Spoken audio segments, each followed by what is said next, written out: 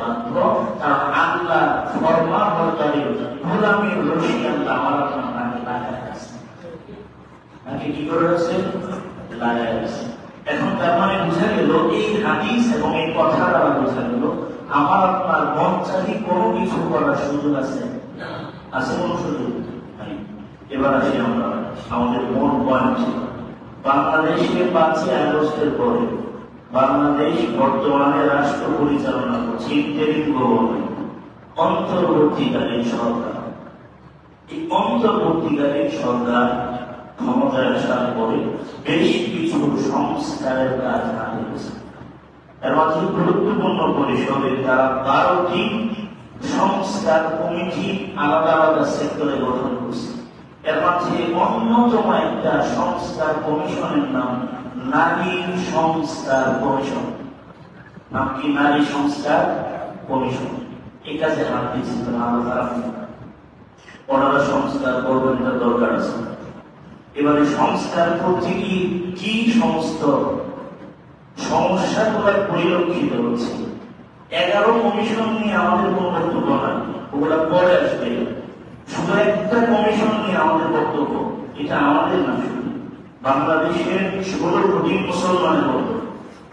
একটা কমিশন নিয়ে, নারী সংস্কার কমিশন। আজকে বিষয়বস্তু এটাই, নারী সংস্কার কমিশন।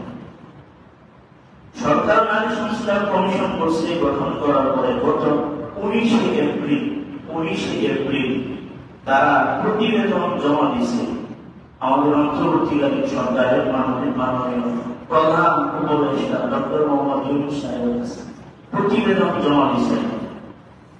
এই প্রতিবেদনে যে কলাম তারা জমা দিয়েছেন, 318 পৃষ্ঠার একটা প্রতিবেদন জমা দিয়েছে, 318 পৃষ্ঠা।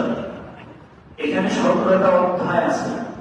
17টা অধ্যায়ের মাঝে প্রায় 432টা বিষয়ে তারা আলোচনা করছে। 432টা বিষয়ের মাঝে 32টা বিষয় সরাসরি ইসলামের সাথে, কোরআনের সাথে, হাদিসের সাথে সরাসরি সাংঘর্ষিক নাম। 32টা প্রায়। এর মাঝে মেজর 10টা বিষয় নিয়ে আমরা আপনাদের সামনে কথা বলবো। 10টা বিষয় ওনারা কি জমা দিল আর কোরআন হাদিস কি বলে, আমাদের সাথে কি তামাশাটা করা হচ্ছে, এটা আমাদের জানা উচিত। ঈমান নিয়ে তো বাঁচতে হবে। কি করতে হবে? ঈমান নিয়ে বাঁচতে হবে। তো সে বিষয়গুলো আমাদের জানার জন্য গত জুমাতেই বাংলাদেশে অনেক মসজিদে আলোচনা হয়ে গেছে। এটা আমাদের একেবারে জাতীয় মসজিদ থেকে শুরু করে আলোচনায় হচ্ছে নারী সংস্কার কমিশন নিয়ে। এই কমিশনের কোন ভিত্তি নাই, আর নারীদের অধিকারের জন্য নতুন করে কোন সংস্কারের দরকার নাই।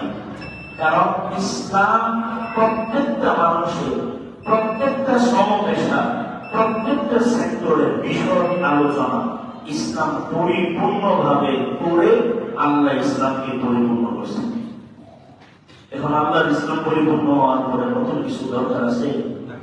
আল্লাহর কথায় কোন সমস্যা আছে? সূরা আল-আনআমে আল্লাহ বলেন ওয়াজাম্মাত কালিমাতু রাব্বিকা